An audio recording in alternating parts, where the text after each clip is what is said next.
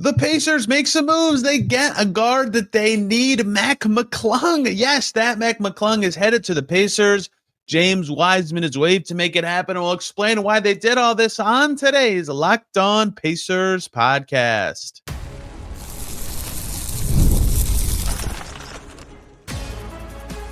You are Locked On Pacers, your daily Indiana Pacers podcast, part of the Locked On Podcast Network, your team every day. What's up, everybody? Happy Tuesday, and welcome into another edition of the Locked On Pacers podcast, where we, of course, talk about the Indiana Pacers. As always, my name's Tony East. I cover the team for Forbes, and today, roster moves have come for the Pacers already. It's only October 28th. They have Mac McClung coming to their guard room of injuries. James Wiseman is leaving. Their center situation, no fun to be waiving players this early in the season, but the Pacers need guards very badly. We'll explain all of this today beyond the obvious on the surface level reasons why they would do something like this. And at the end, we're going to talk about an under-discussed, air quotes, problem that the Pacers are having right now. They can't make shots. Why? Is this something that should concern them? Is the small sample size theater? What is actually going on for the Pacers early in the season? Okay, let's start with the in, and then we'll do the outs. Everybody more excited about the new player for the Pacers. It's Mac McClung, and I said this in the intro. Yes, that Mac McClung, because it's the guy who you've heard of, but not necessarily for his NBA mastery in his career. Mac McClung, the guard from Gate City, Virginia, is coming to the Pacers. He's played 6 NBA games in total. He's been all over the place with different teams. A game with the Bulls, a game with the Lakers, 2 with Philly, and 2 last year with the Orlando Magic on a 2-way deal, is coming to the Pacers in their guard room. They're going to sign him after waiving James Wiseman to open a roster spot. And look, the big sales pitch I can give you is the obvious one. They need a guard very badly, right? How many players continue to get hurt for this Pacers team? They've been down at various times this season. Tyrese Haliburton, TJ McConnell, Andrew Nembhard, Cam Jones, Talon Peter, Quentin Jackson, Bennedict Mathurin now down as well. They just have had a ton of injuries, and Quentin Jackson came back, but was maybe not super clearly, but a little clearly limited in their most recent game in Minnesota. They need just healthy guards very badly. And guess what? Mac McClung is a healthy guard who can play a little bit of both guard spots. He's 6'2", so I would air that size closer to a point guard spot, but I would say the way he plays is a little more shooting guard. I'm not going to call him a combo guard. That would be, a disservice to some past combo guards. He's definitely way more 2 than 1, but has a little bit of passing chops to him. We'll talk about that. And I've seen him do some stuff with the ball that should give the Pacers some smiles, but not only is he joining the team right now, he could play immediately, right? Depending on who's healthy for this Dallas game coming up on Wednesday. They've had 3 healthy guards. They've had Ray J. Dennis, Quentin Jackson, and Ben Shepherd in their most recent game. We're the only healthy Pacers guards. There is a potentially room available for McClung to play right away, especially if one of those 3 is hurt in any sort of capacity. If anything, when they did this, my first thought was that one of the guards whose injury severity we don't really know right now, and that would really just be Andrew Nembhard, Talon Peter, and Ben Mathurin, are going to be out for a decent amount of time. And the Pacers said, well, we really, really need somebody on the team. Not even to play immediately, but just in case they do need somebody to play, because they're one injury away from having to get crazy, right? And think about the end of that Grizzlies game. The Pacers were fighting. It was close. It was a 3-point game, and then Mathurin leaves, and then it gets out of control. And then in fourth quarter, granted, the game was over, they were playing 3 centers at the same time, right? That is just what they had available. Not only do you not give yourself a chance to win, but they were already going to lose that game, but you're not developing at that point, right? What are you actually getting out of having J Huff be the 3 or whatever someone's random position assignment is in that instance? And how are you evaluating Jarris Walker and Ray J. Dennis with that group, right? You need actual roster balance, lineups that make sense. Even if Mac McClung is not some incredible player, he's only played 6 games in the NBA in 4 seasons, it at least gives you that, right? It gives you some structure in a way that makes sense and makes it so much more possible to evaluate what is going on. And that's something I keep wondering about the Pacers, who are 0-3 right now, is, yes, they have not played well at times in all of their games, basically, this season. What is poor play and what is just completely impossible to evaluate situation because of injuries, right? It's very hard to separate those things, and it'll be easier to separate those things when Mac McClung is on the team. And it just so happens that he might actually also be able to help them a little bit, right? I saw last year the Osceola Magic play the Mad Ants in the playoffs, and it was a bloodbath. The Magic ran the Mad Ants out of the gym. It was like one of the biggest G League blowouts I can remember against good teams. There are some bad G League teams that just get smoked. Like the Mad Ants were good. They won the first round, and the Magic just destroyed them. And I've watched Mac McClung in the G League a number of times before and on various teams, but mostly with the Magic. I think I've seen him play. Oh, yeah, he actually beat the Mad Ants with the playoffs with Delaware the year before, or 2 years ago. And so I've seen him in the G League a number of times. But that was the first game where I was like, man, this guy has something. Like, this isn't just some, every year it's the same thing for most fans. They see Mac McClung in the dunk contest, which he's won 3 times. And we'll get to how that matters for the Pacers. And you see him maybe in like the Rising Stars game because there's a G League team, right? So he's president at All-Star Weekend, and sometimes he's representing a G League team. Sometimes he's representing some team he's on a 2-way-4 like last year, right? But he doesn't actually figure that much in an NBA setting. But he's like a legit good G League player. Like, this isn't a joke. This isn't just some, wow, entertaining All-Star level player, right? He averaged 23 points a game in the G League last year, 25 and a half in 41 games the year before. He made half his shots that season, 48% last year. 2 years ago, that year he averaged 25. He averaged over 6 assists a game. Last year, 5.32. The year before, it was 5.27. Like, he has real numbers. And I get that it's the G League and a lot of good players put up real numbers, but you have to be a good player to put up real numbers. In his 5-year career in the G League, he's played 4 seasons in the G League. In his 4-year G League career, 22 points a game, and almost 6 assists across various different teams, right? Even as an improving player with different skills, those are good numbers, right? He isn't like, this isn't just it's Mac McClung name recognition thing. Like, there's a chance he's actually something, right? And the dunk contest is what it is. It's a separate event from the NBA. It does not tell you about any sort of player ability, but it does tell you he's athletic. And you would hope, if you're the Pacers, that translates to can at least be a pace weapon, right? Can hit the open floor, run into open space, and give them something in transition, and can take space and can at least like occupy defender attention. And he's got the bounce to do that. The questions will be, can he guard? Can he handle the ball at all in a way that like sets up something for somebody else? Because just finishing plays is fine, but then he can only play 2. If he can guard a 1, or if he can distribute just a little bit, like a Ben Shepherd level, then he can play both 2 and 1, and that gives him some utility in the Pacers' current reality. So it's not even hard for me to explain this one because of the Pacers' injury situation, but like, he has legitimately been good in the G League, and he cooked the Pacers in that game for Osceola, and I'm looking forward to seeing what this is. I would project that he's not in the rotation. In fact, he'll be on the team for a full 1 day when the Pacers play their next game, but at least another warm body for them to have who's not injured at the moment. That is like a legitimately big deal for them, that this is a non-injured guard. Now, I would also say this. I just spent time explaining to you things that he has done well, why he's actually an NBA caliber player, and why the Pacers would want him beyond just that he's healthy. I would also say this, right? The same stuff I said about Jay Huff all summer. Jay Huff, good resume. Pacers should add him. There are skills he could bring to the Pacers. He's also played, 95 NBA games. Like, keep your expectations at a reasonable level. Mac McClung is coming to the Pacers. This is his first ever just straight up standard regular contract in the NBA ever. And he's been around for 4 years, right? Keep that in mind. 2-way with the Lakers, 10 days, I believe, with the Bulls, 2-way with the Sixers, and 2-way with the Magic. He's never been on just a straight up standard contract. So first of all, congrats to him. This is a huge deal. This is a very big deal for him. If he's on the team for more than 10 days, this is like a legitimate development win story for him, that he got better over years in the G League and is now on a team for real. Like, that's a good thing. But keep expectations in mind. Like, yes, he has an interesting resume. Yes, he's super athletic. Yes, he might be good. He's played 6 NBA games. So I still think on the depth chart, he would be their last guard, like behind Ray J. Dennis and everybody. But they just need a guard. And Mac McClung is a guard, and they had a roster spot to do it. I've been told it's a 2-year deal, and it's what we've seen the Pacers start to do with lots of guys recently. A 2-year minimum deal, completely non-guaranteed both years, and the second year is a team option.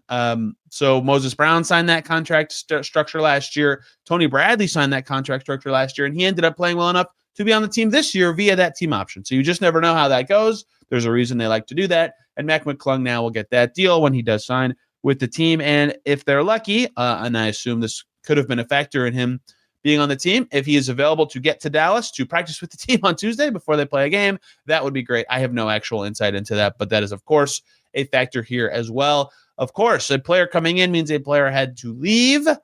James Wiseman, the one who's on the way out for the Pacers. Why him?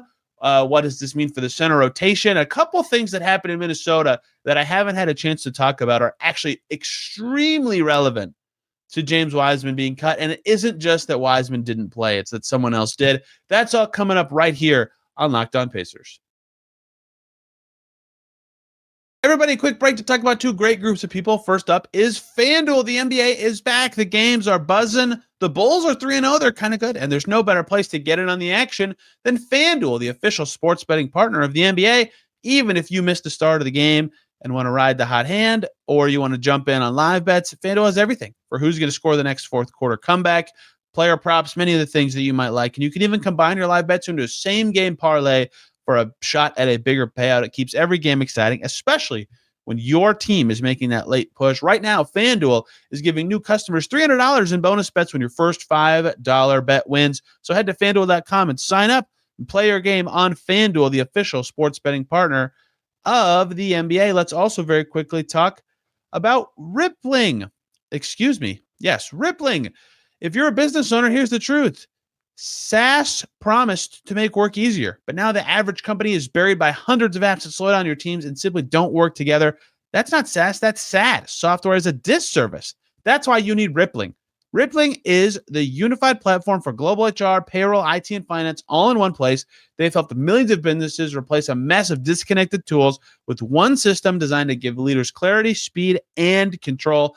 It removes the bottlenecks and the busy work that slows teams down. Everything from onboarding to payroll to IT access runs automatically and perfectly in sync. It's simple to use. It gives companies one source of truth for their people, their data, and everything they touch. Whether you want to run your entire HR, IT, and finance operations as one, or just fill in the gaps in your software stack, Rippling can do it all. And right now, you can get 6 months free when you go to rippling.com/LockedOnNBA. Learn more at rippling.com/LockedOnNBA. That's rippling.com/LockedOnNBA for 6 months free.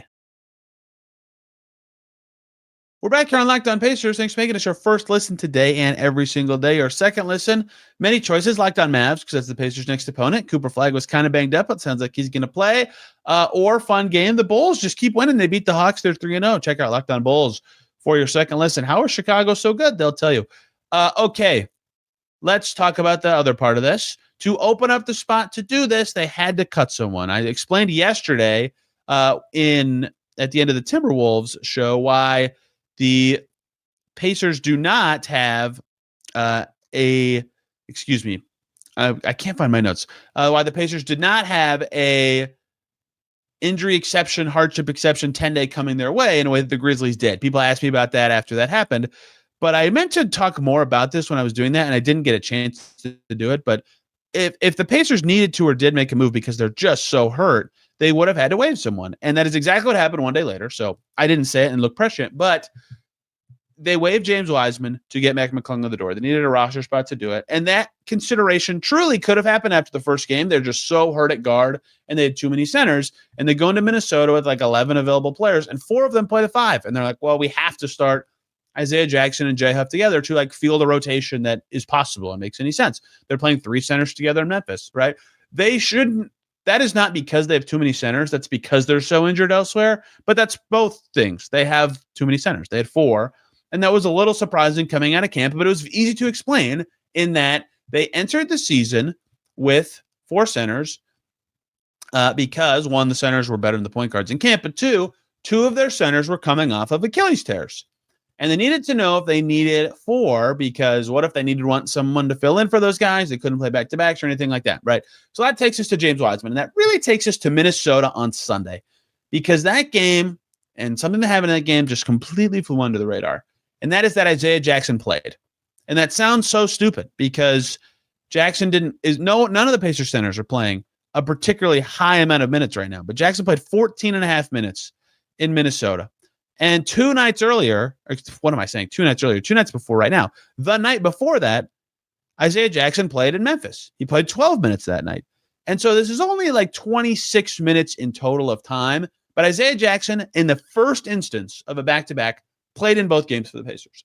And if you remember in the offseason, I talked about how in the history of Achilles tears, very rarely does a player actually play in back-to-backs in the first season coming back from it. Usually, if they do, in the case of like Wes Matthews and a couple other guys, their minutes in the second game are very limited. So, of course, Jackson's minutes are not particularly high. That's part of this.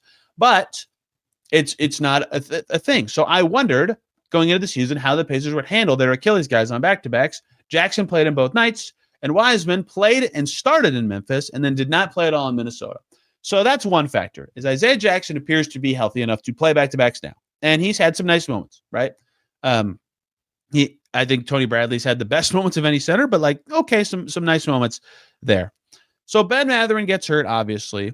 That's another factor, because now the Pacers have another reason they need a guard. And then in Minnesota, the last thing that's relevant to this happens, and it's another center doing something as well, and it's the closing center. It's Tony Bradley balling, completely balling. He was awesome. 6 for 7, 12 points, 5 boards. He had a couple too many fouls. We all have seen Tony Bradley play since he joined the team in March, but played in the finals. There are certain situations where he is legitimately very impactful. He's a good rebounder. He can really bang with other big centers. He's not really in the way, despite not being a spacer. He just understands how to make himself like in a spot where he's threatening. He had a Euro step basket in Minnesota. It's like not super related to his fit. It was just an impressive thing from him. Like, they know what he could be, even if he's their third center. But he clearly has been their third center. Like, even throughout preseason, they almost always stuck him out there in moments where they needed to go to their third big. And Wiseman was the fourth big. So Wiseman started in Memphis, and they were really figuring out a lot of stuff about player roles and the lead up to all this. And Wiseman played with the starters here in the preseason and the backups there. Like, he had gotten real chances. In Memphis, he got real chances, and the defense was actually decent with him on the floor, but the offense was just horrible, right? And so that did nothing to really help him climb in their center rankings. And so they get to Monday, and they say, we need a guard. We're the Pacers. We need a guard right now, and we need to open a roster spot to do it. And they're going to waive a center. Well, the argument for keeping 4 centers was that 2 of them were coming off of Achilles tears, right? And so you'd need as many as you can to, make sure you're as healthy as possible. Well, guess what? One way to solve that is, what if there aren't 2 centers coming off Achilles tears? What if there's just one, and that one already played in a back-to-back? So then that guy's relatively good to go, and the other 2 centers aren't coming off Achilles tears. So then that gets you to, well, he's already our 4th center, James Wiseman, and if he's already the worst one so far this season, and we know Jackson's healthy, and we don't have to worry about 2 Achilles tears anymore, why is he the guy? Why would they keep him, right? There's no reason to keep him over another big when Bradley especially had been better. Bradley's contract is completely non-guaranteed. Wiseman's had $1 million guaranteed. So they are eating $1 million to do this, right? They could have had more financial flexibility by waiving Bradley instead. But I think they determined Bradley might be, one of the more impactful bigs. And so they were willing to eat the cash to do this. I'll say this. It's a bummer for James Wiseman in a lot of ways. Like, it absolutely sucks that he tore his Achilles. Right? We could talk about what he's done on the court and what he hasn't been able to do from a skill perspective and all that. But for a guy who at one point had a ton of promise and was one of the best high school players and was a good college player before, whatever. I can't remember the exact reason. I think his mom got money to like help him move, which is so stupid that makes it so he can't play in college. And then he misses a full season with a meniscus injury, and then almost a full season besides one game with an Achilles injury. Like, it just sucks. Like, it just sucks that this kind of stuff has happened to him. And in 2 years, the Pacers tried the James Wiseman experience, and that he played 2 games. And we all know why. We all saw it happen, but it's just a bummer for him. It just is. But it is still the right thing to do for the Pacers, even though it's a huge bummer. I thought this year made more sense than last year, ironically, for them to try the James Wiseman experience. Right? This year, I hate the word, but whatever, the gap year phrase. If it's going to be a year with a lower ceiling, having a guy that's a project on your team makes more sense, right? Like, try to develop him. Last year when they were trying to win, I did not get it as much, and who knows what it would have looked like if he was actually healthy to know. But this year, where it would have made more sense, and the other bigs were just better. And none of the other bigs are so old or so much older than Wiseman. Bradley, I think, is 4 years older. That's probably the biggest gap. So there just weren't enough compelling reasons to keep him to me, right? If he was way, way higher on the potential scale, or if he was really close to somebody in impact, or he had more guaranteed money than this, then maybe there would have been reasons from a financial flexibility perspective, from a future outlook perspective, from a current performance perspective, that they could have kept him. But there was always someone else providing reason to not. And so because they needed the roster spot so bad, I totally get why they did this. It is a bummer for James Wiseman. I hope the best for him, and then he can find a team where he can get time. But the Pacers needed a guard more than they needed James Wiseman, and they are going to do that. Mac McClung is on the team, and that is the Pacers' moves of the day and why I think they did it. If you think I missed something or you think I'm an idiot, that's fine. A lot of people do. Let me know at Tony R. East or commenting down below if you're watching on YouTube. I want to talk about shot making. Yes, the whole goal of basketball and why the Pacers have not been very good at it. To close out today's Locked On Pacers.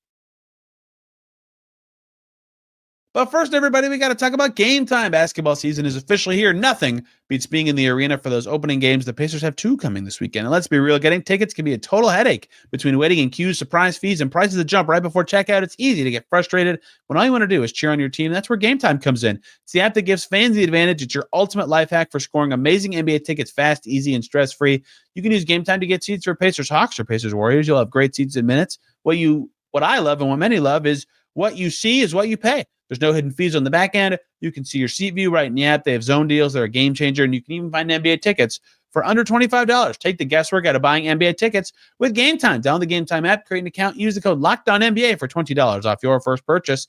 Terms apply. It gets LOCKEDON NBA for $20 off at Game Time. Swipe, tap, ticket, and go. Let's also very quickly talk about Monarch. Let's be honest, most of us can't name all of our financial accounts, let alone what they're worth between 401ks, savings, and investments. It's easy to lose track, and that can mean leaving money on the table. That's why I started using Monarch. It's an all-in-one personal finance tool that brings your entire financial life together in one clean, easy-to-use interface right on your laptop or your phone. It can help you with so many things. Organize your accounts, track your spending, get a better handle on your investments without having to touch a spreadsheet. You can review everything with a partner, see shared goals, make better financial decisions together. Monarch's visual dashboard and smart tools make it so much easier to understand where your money is going and how to make it work harder for you. Do not let financial opportunities slip through the cracks. Use code LOCKEDONNBA at monarch.com for 50% off your first year. That's monarch.com, code LOCKEDONNBA for half off of your first year. We're back here on Locked On Pacers. Thanks for making us your first listen today and every single day. Make your second listen any of the teams that interested you from last night's performances. The Warriors looking good. Once again, the Spurs are still undefeated, and Wembanyama is just wrecking the entire league all the time. Any of that could be great. I want to say make your second listen Locked On whatever baseball team won, but it's the millionth inning, and the game is not over. So I have no insight on where to send you for that. Okay. Let's keep it rolling here. Kyle Taylor, who was on the show last week, tweeted something interesting to me about the Pacers on Monday about their shot making. And Kyle does more than just tweet about shot making. He makes a whole graphic for it. It's great. His theme is the Pacers are missing shots that they can make, basically. He said, good news. They're still creating quite a few shots for each other. The bad news, they're missing them. Great shot frequency, Kyle Taylor's graphing. Last year, the Pacers had 59%. This year, it's 57%. His idea of a great shot is one that is classified as either wide open jumper on NBA.com's wide open / contested shot designations. So they track the closest defender. Or if it's not a wide open shot, it's at the basket. And he considers that a great shot. Their field goal percentage within 5 feet is 7% worse than last year. Their wide open twos, they're currently shooting 23% worse than last year. Their wide open threes, they're shooting 7% worse than last year, meaning their effective field goal percentage is 8% worse on great shots. That does match the eye test. So let's talk about this, right? First of all, think about what you've seen watching the Pacers. Do you think they're taking a bunch of terrible shots? They're taking certainly worse shots than last year on balance. I would say that. I would not say they're taking terrible shots, which is why you look and you see that they're 28th in field goal percentage this year, 21st in three-point percentage, 27th in two-point percentage. And you go, oh, yikes. Like they do have a shot-making problem right now, and their diet's been pretty good. They're getting up an above average amount of both. Like their pace has been healthy. They're top 10 in 3-point attempts, but they're not making anything. That's not good, right? And so some of this is the easy explanation that we all know about, right? Injuries. Different players are playing with different players than they're used to. The timing of their connection is different. The player setting up the action is, not as effective in doing so. The timing can be different, right? You're not getting as high of quality of shots at that level of chemistry. That's obvious. We all understand that. That's part of this. So even their best shots are just different best shots, which is still a good shot, to be clear. It's just different. The other part of this is they don't have the greatest guard creator in the league in Tyrese Haliburton, making everybody's life easier and setting up the easiest shots possible with some pirouetting, spinning, awesome thing to set up everybody, and the many other amazing things he does. And of course, his own shots are typically very good, albeit maybe not falling into these categories. So it makes sense why they're not making as many shots. Even if they're good quality, they're still different in a way that matters. But think about their shots. Do they feel bad to you?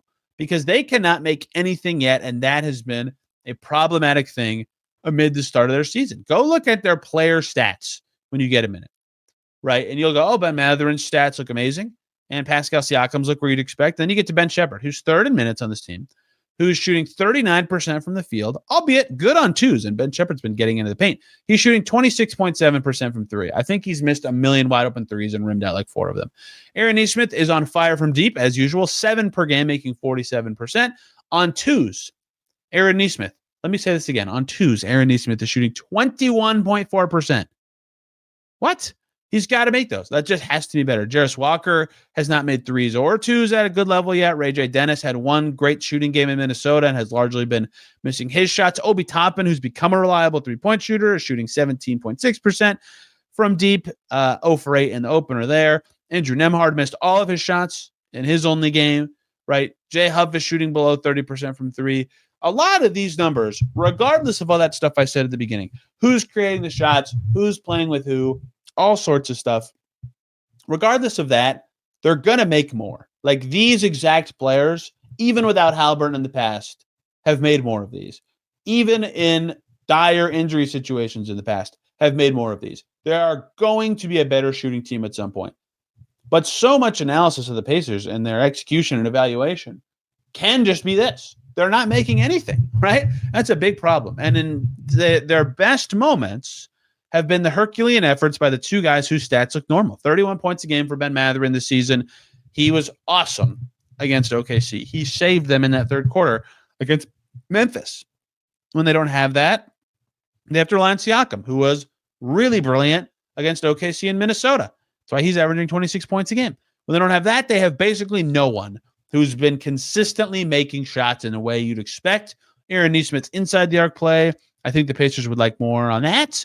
They needed a guard to step up in any sort of way. Quentin Jackson, if he could get healthier, that'd be great. If anybody else could get healthier, that'd be great. And they need their guys who take threes and guys who should be taking threes to actually make them, because that has been something really holding them back. And in the preseason, they were making and taking a lot of threes, and that was great. That was one point of positives from them that has not carried into the regular season. It sounds very simple and boring, but I thought it was a good point from Kyle and one that I wanted to talk about, that a lot of stuff we're talking about for this Pacers team and their early season struggles, especially as it relates to injuries, is affecting just the most simple part of basketball. When you generate good shots, you got to make them. And the Pacers are decidedly not making them right now. Perhaps they will when they play the Mavericks on Wednesday. We'll talk more about the Mavericks, the Pacers, their roster move, and much more tomorrow. And Kevin Bowen of 107.5 The Fan joins this podcast. We'll talk about how the Pacers have played in their early games, among many other topics, with Kevin Love when he's able to join. He is the best. And then, of course, Wednesday, we'll talk Pacers Mavs. Thursday, we're talking about the Cup, the lead into the NBA Cup. Brad Rowland's going to join for that. So the week is planned out here. Locked On Pacers. It's going to be great. Thank you guys so much for listening today. I hope you're enjoying the new setup where the camera is a little farther away, but not wobbly at all. And I got the mic working today. Turns out you have to plug in one of the cords to make it work. That was an embarrassing mistake. Did not work yesterday. Back tomorrow talking more Pacers. Thanks for listening, everybody. You can find me on social media at Tony R. East and this podcast at Locked On Pacers. Till tomorrow, have a wonderful day.